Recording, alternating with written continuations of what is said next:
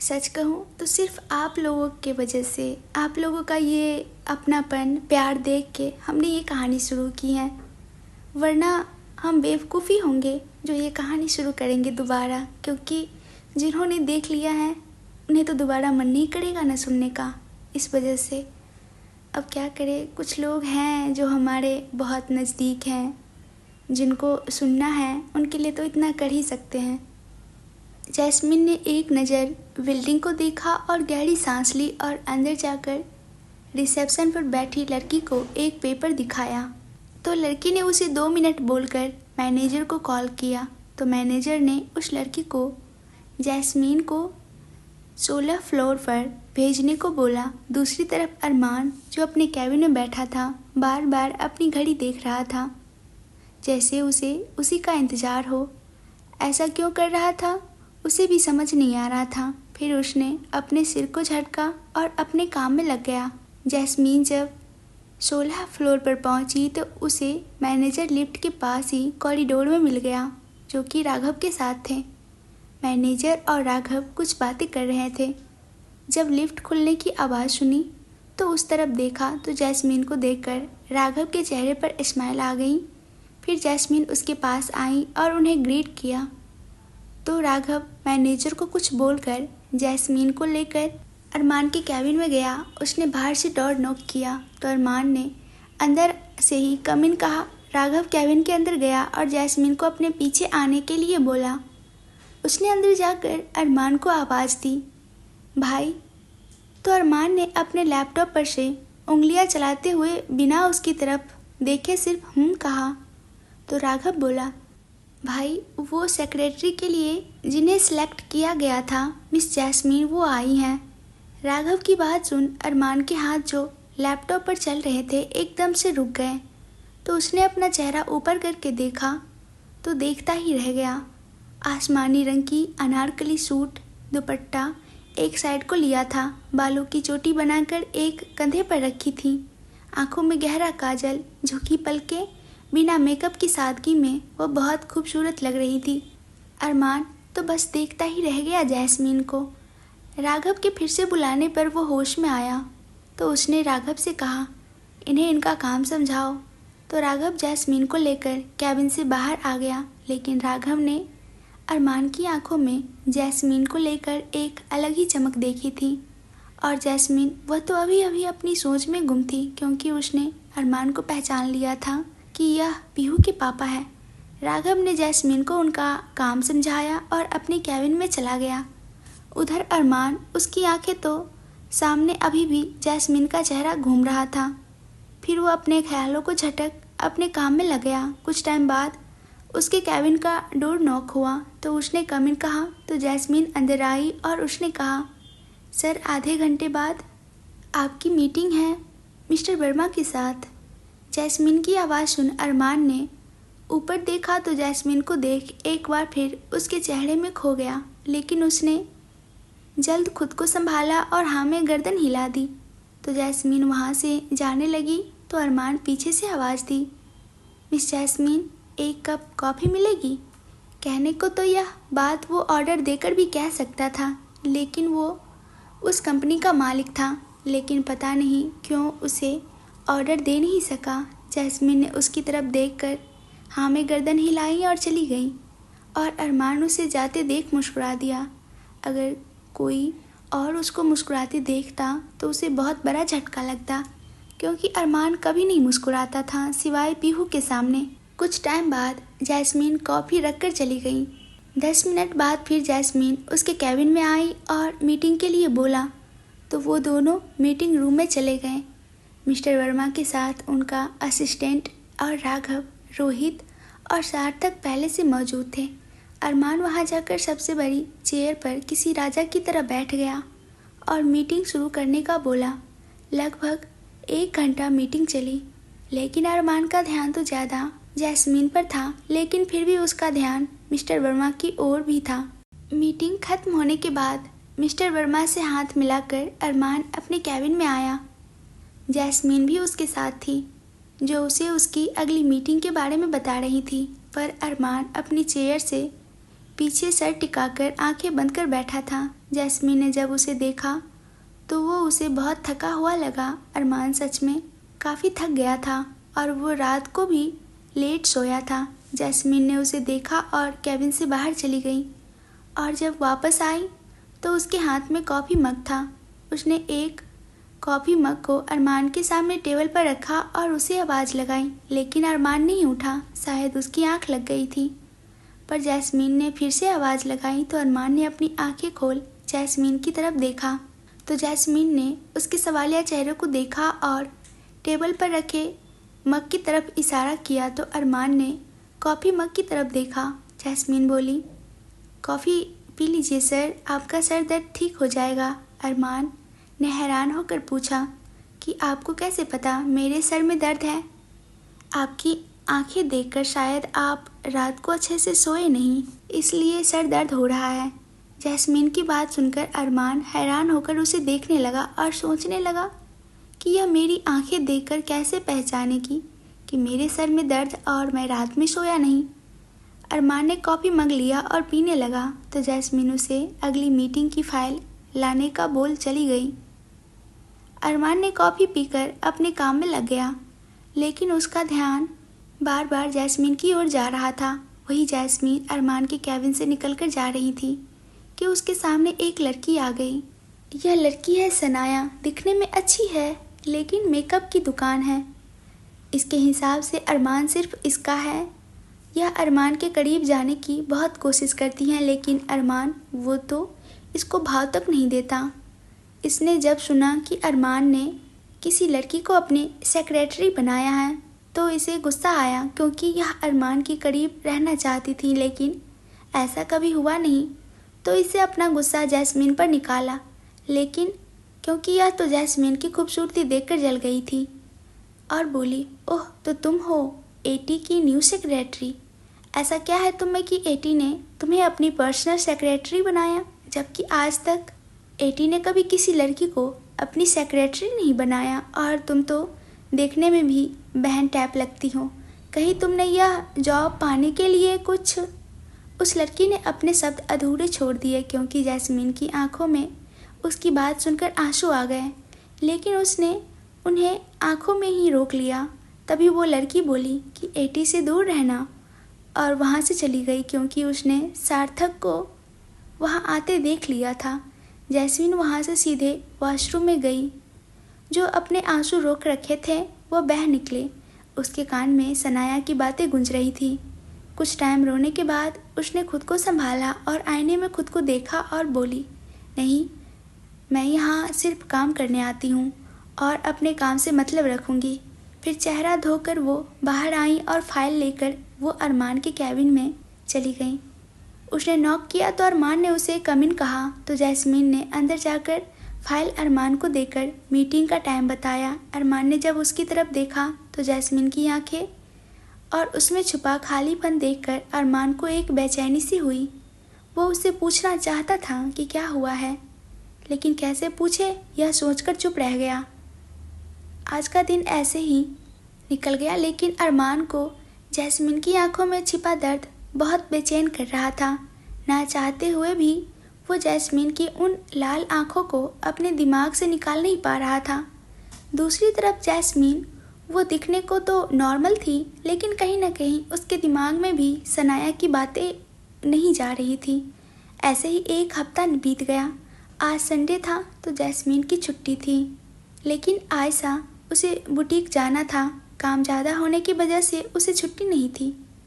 आयशा सुबह ही जल्दी नाश्ता करके अपने बुटीक निकल गई। जैस्मीन ने भी घर का काम ख़त्म किया और घर का कुछ सामान लेने मार्केट चली गई। कुछ 2 घंटे खरीदारी करने के बाद उसने लंच तैयार किया और आयशा के बुटीक निकल गई, क्योंकि वो आज लंच बॉक्स लेकर नहीं गई। वहीं दूसरी तरफ ठाकुर मैंसन में सब नाश्ता करके लिविंग रूम में बैठे थे, लेकिन हमारी प्यारी सी पीहू मुंह फुलाकर अरमान से दूसरी साइड चेहरा करके बैठी थी और अरमान उसे मना रहा था और बाकी सब मुंह दबा हंस रहे थे। अरमान ने उन्हें एक नज़र घूर कर देखा तो सब ऐसे बैठ गए जैसे कुछ हुआ ही ना हो। अरमान फिर पीहू को देख बोला, प्रिंसेस, हम आज नहीं फिर कभी पार्क चलेंगे। आज पा को थोड़ा काम है। पा हमेशा ऐसे बोलते हैं। पीहू पा से गुस्सा है। आखिर में अरमान को हाँ बोलना ही पड़ा पार्क जाने के लिए, क्योंकि वो अपनी प्रिंसेस को नाराज नहीं कर सकता था। सब अपने कमरे में चले गए तैयार होने। अरमान भी पीहू को लेकर अपने रूम में चला गया। उसने उसे तैयार कर खुद भी तैयार हुआ और फिर सब पार्क जाने निकल गए। वहीं दूसरी तरफ जैस्मीन लंच लेकर आयशा की बुटीक गई और उसने उसे लंच बॉक्स दिया और वहाँ से निकल गई। उधर अरमान और सब पार्क पहुँचे। अरमान के गार्ड्स भी उनके साथ थे, लेकिन अरमान ने उन्हें थोड़ा दूर ही रोक दिया और वहाँ से ही नज़र रखने को बोला। पीहू तो पार्क में घूमते ही खेलने में व्यस्त हो गई। बाकी सब उसे देखकर ही खुश हो रहे थे। अरमान एक बेंच पर बैठा था कि सार्थक बोला, भाई वो परसों सुबह मिस पॉल ने मीटिंग फिक्स की है, वो कल गोवा पहुंच रहे हैं। तो उसने अपनी बात अधूरी छोड़ दी। अरमान के होठ पर एक टेढ़ी मुस्कुराहट आ गई और वह बोला, ठीक है कल शाम को निकलेंगे। मिस जैस्मीन को इन्फॉर्म कर दो, वो हमारे साथ ही जाएंगी। सार्थक ने जी भाई कहा और सबके पास चला गया। उसने मैनेजर को मैसेज किया जैस्मीन को इन्फॉर्म करने को। पार्क में पीहू के साथ खेलते खेलते कब शाम हो गई पता ही नहीं चला। सबने पीहू के कहने पर बाहर ही खाना खाया और घर के लिए निकलने लगे। पीहू तो अरमान की गोद में सो चुकी थी। अरमान ने उसे राघव की गोद में दिया और खुद कुछ काम बोल थोड़े टाइम बाद आने का बोलकर निकल गया। सार्थक ने उसके कुछ गार्ड्स भेज दिए। अरमान को गार्ड्स रखना पसंद नहीं, लेकिन सार्थक को पता है कि अरमान के उसके बढ़ते बिजनेस की वजह से बहुत दुश्मन है, इसलिए वह दूर से ही थोड़ी गार्ड्स को उसकी रक्षा के लिए रखता है। अरमान वहाँ से सीधे मरीन ड्राइव पहुँचा और गाड़ी के बोनट पर लेट गया और सिगरेट के कस भरने लगा। कुछ टाइम सिगरेट पीने के बाद वो गाड़ी के बोनट पर बैठ गया और दूर तक फैले समुद्र को देखने लगा। थोड़े टाइम बाद वो जाने के लिए उठा तो उसकी नज़र एक लड़की पर गई जो वहीं उससे कुछ दूरी पर पत्थर पर बैठी हुई थी। उसकी पीठ अरमान की तरफ थी, लेकिन फिर भी अरमान को वो जानी पहचानी सी लगी। वो लड़की बार बार अपना चेहरा साफ कर रही थी, जिसका मतलब साफ था कि वो रो रही थी। कुछ टाइम बाद अचानक ही अरमान को किसी ने अपनी तरफ खींचा और उसी टाइम एक गोली चलने की आवाज़ आई। अरमान ने देखा तो जैस्मीन के खींचने की वजह से वो और जैस्मीन दोनों नीचे गिरे थे। अरमान नीचे और जैस्मीन उसके ऊपर थी। दरअसल जिस लड़की को अरमान देखने की कोशिश कर रहा था वो कोई और नहीं जैस्मीन थी, जो आयशा को लंच देने के बाद यहाँ आई। अरमान को अपने चेहरे पर जैस्मीन की गर्म सांसें महसूस हो रही थी। अरमान बस उसकी काली गहरी आंखों में एकटक देख रहा था, जो शायद थोड़ा टाइम पहले रोने की वजह से लाल थी। गोलियां अभी भी चल रही थी, पर अरमान के बॉडीगार्ड्स उन्हें कवर कर लिया था। अरमान एक बॉडीगार्ड्स को बुलाने से अपने होश में आया और जैस्मीन को लेकर खड़ा हो गया। अरमान ने भी अपनी गन निकाल ली थी। उसने एक हाथ में गन और दूसरे हाथ में जैस्मीन का हाथ पकड़ लिया। अचानक जैस्मीन की नज़र पड़ी तो उसकी आंखें एकदम से बड़ी हो गई। उसकी आंखों में एक डर था। अचानक जैस्मीन अरमान के सामने आ गई। अरमान कुछ समझ पाता कि तब तक गोली चलने की आवाज़ आई और जैस्मीन के मुंह से एक आह निकली और उसकी आंखों से आंसू। अरमान ने जैस्मीन की तरफ देखा, जिसके चेहरे पर दर्द की रेखाएं थीं। अरमान के बॉडीगार्ड्स उनको गाड़ी तक लेकर आए, लेकिन जब गाड़ी में बैठने लगे तो अचानक जैस्मीन गिरने लगी। लेकिन अरमान, जिसका ध्यान जैस्मीन के चेहरे पर दिख रहे दर्द पर ही था, उसने अचानक जैस्मीन को संभाल लिया। अरमान का एक हाथ जैस्मीन की कमर पर था। वो जैस्मीन को बुला रहा था, लेकिन जैस्मीन के मुंह से दर्द की वजह से आवाज़ भी नहीं निकल रही थी। अरमान ने उसे गाड़ी में बिठाया और एक गार्ड ड्राइविंग सीट पर बैठ गया। अरमान अभी भी जैस्मीन को बुला रहा था, जो शायद ज़्यादा दर्द की वजह से बेहोश हो रही थी।